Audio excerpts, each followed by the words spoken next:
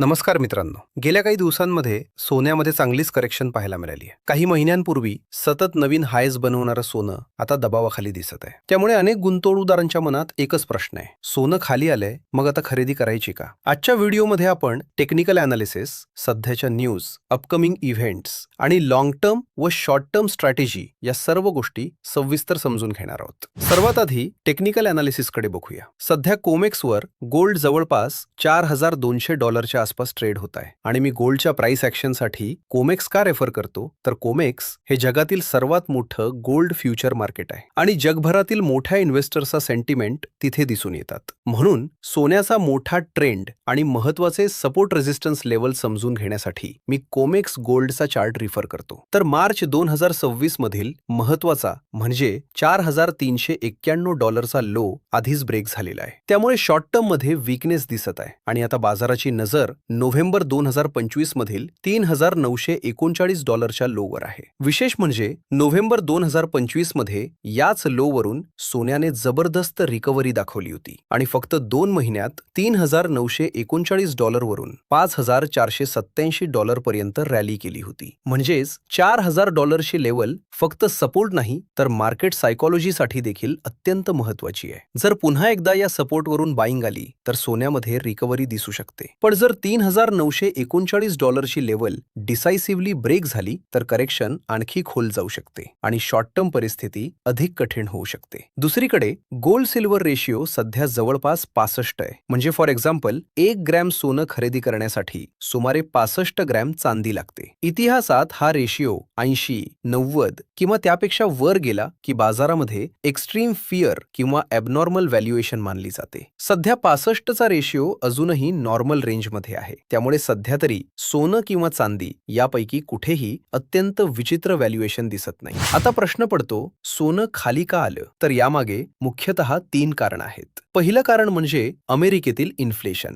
गेल्या काही महिन्यांमध्ये इन्फ्लेशन अपेक्षेपेक्षा जास्त टिकून आहे. त्यामुळे फेडरल रिझर्व्हला इंटरेस्ट रेट्स जास्त काळ हाय ठेवावे लागू शकतात अशी भीती बाजाराला वाटत आहे. इंटरेस्ट रेट्स जास्त काळ हाय राहिला तर सोन्यावर दबाव येतो, कारण सोनं कोणताही इंटरेस्ट देत नाही. दुसरं कारण म्हणजे US डॉलर आणि बॉन्ड यील्ड्स. जेव्हा डॉलर मजबूत होतो आणि बॉन्ड यील्ड्स वाढतात तेव्हा अनेक मोठे संस्थात्मक गुंतवणूकदार सोन्याऐवजी बॉन्ड्सकडे वळतात. त्यामुळे सोन्याच्या किमतींवर दबाव येतो. तिसरं कारण म्हणजे मिडल ईस्ट मधील तणाव. इराण आणि अमेरिका यांच्यातील वाढलेला संघर्ष, तेलाच्या किमतींमधील चढउतार आणि जागतिक अनिश्चितता यामुळे बाजारामध्ये व्हॉलेटिलिटी वाढलीय. सामान्यतः अशा परिस्थितीत सोन्याला सपोर्ट मिळतो, पण यावेळी तेलाच्या किमती वाढल्यामुळे इन्फ्लेशन वाढण्याची भीती निर्माण झालीय आणि त्यामुळे फेड रेट कट्स पुढे ढकलू शकते अशी शक्यता बाजार मोजत आहे. म्हणूनच सोन्याला अपेक्षित सपोर्ट मिळालेला नाही. आता सर्वात महत्त्वाचा भाग, अपकमिंग इव्हेंट्स. पुढील काही आठवड्यांमध्ये काही अशा घटना आहेत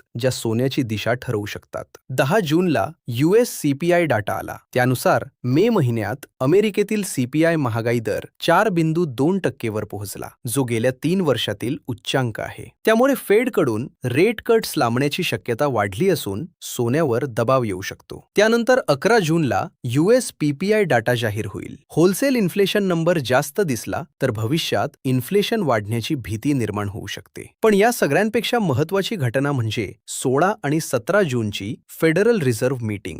फेडने रेट कट्सचे संकेत दिले तर सोन्यात तेजी येऊ शकते, तर कठोर भूमिका कायम राहिली तर करेक्शन वाढू शकतं. यानंतर 14 जुलैला पुन्हा CPI डेटा येईल आणि 28 ते 29 जुलैला पुढची फेड मीटिंग होईल. म्हणजे पुढील 1.5 महिन्यात इन्फ्लेशन आणि फेड यांच्या भोवतीच सोन्याची दिशा ठरण्याची शक्यता आहे. आता स्ट्रॅटेजीबद्दल बोलूया. जर तुम्ही शॉर्ट टर्म ट्रेडर असाल तर सध्याच्या परिस्थितीत पूर्ण रक्कम एकाच वेळी गुंतवणं टाळा, कारण पुढील काही आठवड्यांमध्ये इव्हेंट्समुळे व्हॉलेटिलिटी वाढू शकते. त्यामुळे स्टॅगर्ड बाईंग किंवा कन्फर्मेशन नंतर एंट्री घेणं अधिक योग्य ठरू शकतं. आता लॉंग टर्म इन्व्हेस्टरसाठी माझ्या मते सोन्याकडे ट्रेडिंग असेट म्हणून नव्हे तर पोर्टफोलिओ हेज म्हणून बघितलं पाहिजे, कारण जगभरातील सेंट्रल बँक्स अजूनही मोठ्या प्रमाणात सोन्याची खरेदी करत आहेत. चलनातील अनिश्चितता, इन्फ्लेशन, जिओपॉलिटिकल टेन्शन्स आणि करन्सी डायव्हर्सिफिकेशन यामुळे सोन्याची लॉंग टर्म डिमांड कायम राहू शकते. म्हणून जर तुमच्याकडे आधीच सोन्याचं ॲलोकेशन नसेल तर करेक्शनच्या काळात टप्प्याटप्प्याने ॲक्युम्युलेशन करण्याचा विचार करता येऊ शकतो. पण लक्षात ठेवा, संपूर्ण पोर्टफोलिओ सोन्यात ठेवणं योग्य नाही. सोनं